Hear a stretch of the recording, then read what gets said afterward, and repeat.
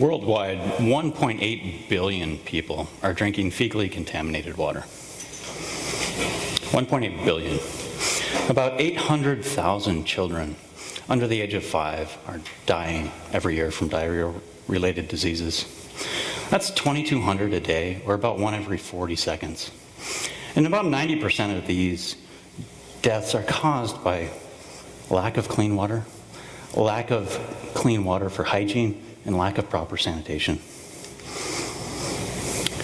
This is a water source for a village in a remote area of Guatemala, for the northern highlands. It's up at about 12,000 feet elevation. This is the only water source. The only water source for the village. The water from here goes down the hill about 12 miles through a small pipe and then feeds the whole village.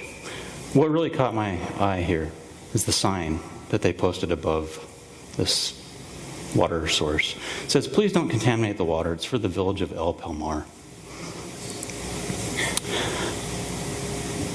It's a cattle trough. Where the water comes out, this girl was drinking it. This is the only place she can get water. There's no other water. I walked all over the place in this village. There's no other source of water. Is it any wonder all the people in this village have diarrhea? They're suffering. What really shocked me is we can send a robot to Mars and drive around, and we still have people here drinking contaminated water. So you may ask, well, what are you doing in this remote village? I'm actually an engineer from Minnesota. I got started in this working in medical clinics and refugee camps. I was involved in triage and translation. So when people would come in, they would tell me what they had, and I would be able to send them to the correct doctor. What I'd noticed with this work is a lot of these illnesses were coming from bad water, unsafe drinking water. One day we had a family show up with their small child. He was about 12 years old, about 3.5 feet tall, maybe 45 pounds. And they were concerned that he wasn't growing fast enough. I said, well, what are his problems? Is he having health problems? And I finally got out of him that he had diarrhea. I'm like, well, how long has he had that? I said, 2 years. 2 years of diarrhea. I cannot even imagine that. And that just becomes a normal aspect of life. At the end of one of our trips in 2014, we were approached by a government group in Guatemala. The PNR was their name. It's a reparations group for genocide from the Civil War. They were mandated to go to these villages and help. And they found out that I was an engineer that dealt with water and said, hey, will you come take a look at this village? We have a village way up in the mountains. All these people have E. coli. We're not sure what's wrong. We think it's from the water. It really was one of those opportunities you couldn't say no to. After about 4 hours in the back of a Toyota bumping up the side of a mountain, we came to a very, very remote mountain village. It's called Nueva Esperanza. When we got to that village, I realized I was in way over my head. The people there didn't speak Spanish. They spoke Quiche. It's a Mayan dialect. So after a couple hours of talking through English to Spanish to Quiche translation and back, we finally figured out that they had a water source that was a long ways away. And I was thoroughly confused. So we looked and we found a school with a whiteboard. And we started drawing it out because pictures are really the universal language. And what we found is their water was a little over 2 miles away. And they had a PVC pipe running all the way. 1.5-inch PVC pipe running 2 miles. I didn't believe it until I actually walked it. They love PVC pipe. And then it ran to this enormous tank. And they had tanks over here and tanks over there. And it ran down to another village. I'm like, why do you guys have such a huge tank? It's about 30,000 gallons for a village of 400 people. I said, well, you know, like May through October, we have real high amounts of rainfall. It's really rainy. And then the rest of the year, we sometimes don't get water at all. So we have to have this huge tank so we have water. This poses an enormous problem because you have this stagnant water tank. All kinds of stuff starts growing in there. I said, well, I don't have a way of fixing this right now, but I will go back to the US and I will figure out something for you guys. But I'd really like to have you guys chlorinate your tank. So after about another hour of talking, we convinced the elder, Don Pedro here, that he should chlorinate his tank. This was truly incredible because there's no trust in these villages. They're still recovering from the war. It wasn't that long ago. They don't trust outsiders coming in and say, hey, you should do this. I was thoroughly shocked that they would let me come in and say, hey, you should put this chemical in there. I'm an engineer from the US, you should do this. I was ecstatic. I said, this will only help for a couple weeks, but I will come back with a solution. The standard solution everybody comes up with is water filters. Everybody has a filter, a bucket, a straw. Problem with those is they're expensive. And they don't last that long. After a year, good luck. The biggest problem is the water is only clean when it comes out of that filter. The standard in most of these developing countries is you take your dishes to the river or the stream and you wash them. You put everything in the river or the stream. Your waste goes in the stream, everything, garbage. You wash your dishes in that and they come back dirty. You go take it to your filtered water, it's not clean anymore. It's full of all kinds of pathogens. So you need some sort of disinfectant. In the US, we use chlorine. Most developed nations in the world will use chlorine as a disinfectant choice. But what we have, the technology out there right now, really doesn't work on stagnant water tanks. The most common technology that I've seen in the developed countries are either erosion feeders or peristaltic pumps. This one on the left here is a standard erosion feeder. What that does is it has these really concentrated chlorine pucks in there. They're super dangerous. This system actually lasted a total of 7 days before it failed. They require non-stop maintenance, and they require steady flow rates and steady water quality. The other system with these pumps, they're wonderful if you have a well that has electricity. Every time the well runs, it'll run some chlorine in there. And if your water quality is constant, that's great. But in Nueva Esperanza, we didn't have either of these. There's no electricity, no well. They have a spring and a tank with flow sometimes. Sometimes there's a lot of flow. So I went home and turned our dining room into a workshop. I started building water systems, and I finally came up with a design that I thought would work. What it does is it utilizes a computer, small computer, and a sensor. And we can actually put a sensor in this tank and sense how much killing power our disinfectant will have. Had to come up with a source of disinfectant. And I said, let's use household bleach. You can find household bleach anywhere. I've never been to one of these villages where they don't have access to household bleach. Everybody does laundry.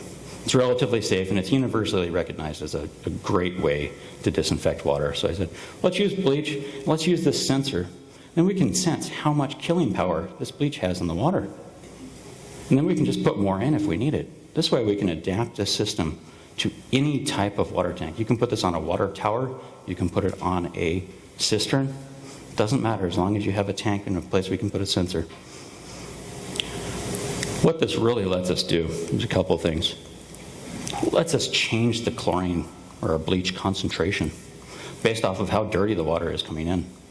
In the rainy season, when that first slug of water comes through, everybody always gets sick.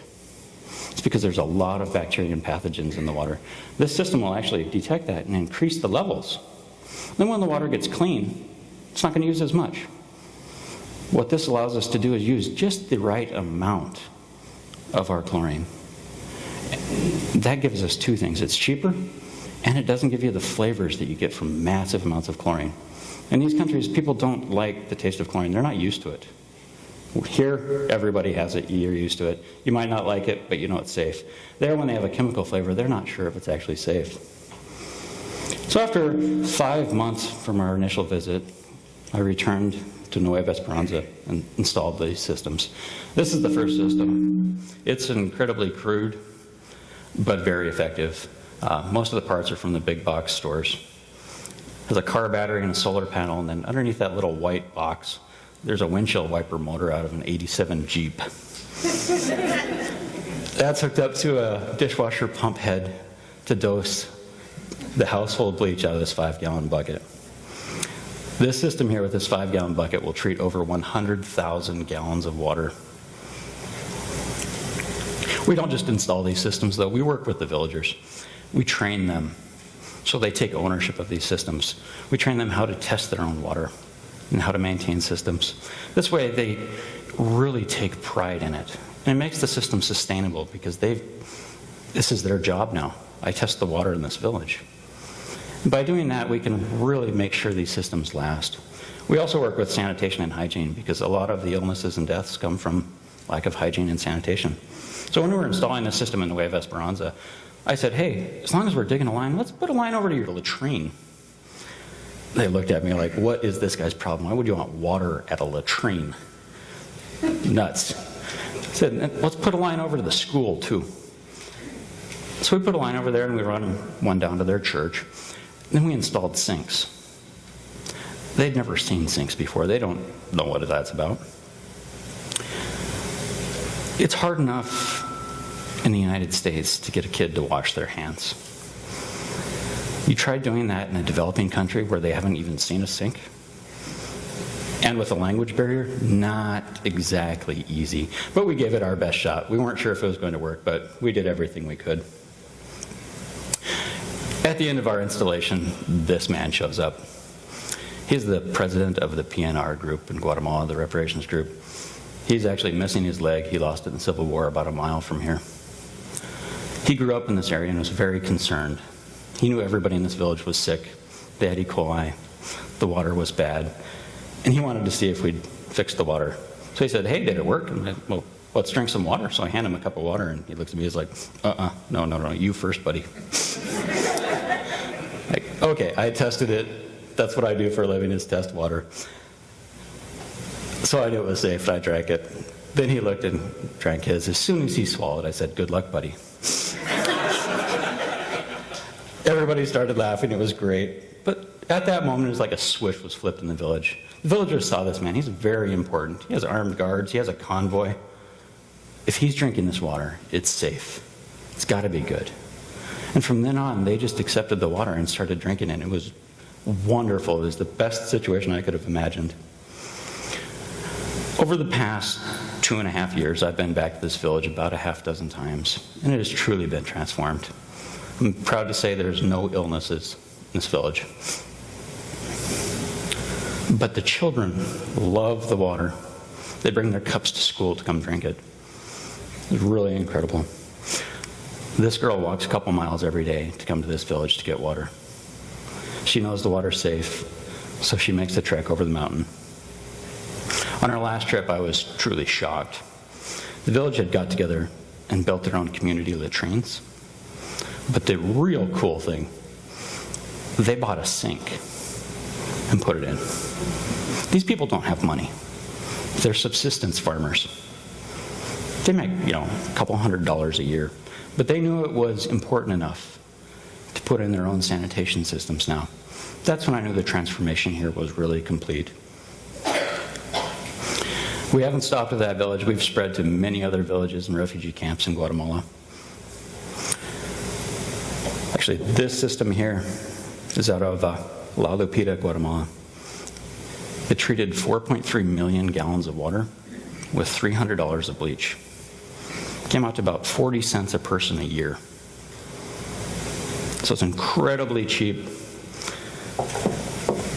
We're working with the Rochester, Minnesota Rotary and Rotary International to install 16 more of these systems this year. It should bring water to about 20,000 additional people. Just think, if those 800,000 children that die every year wouldn't have to, and those 1.8 billion people who are drinking contaminated water would not have to worry about becoming ill.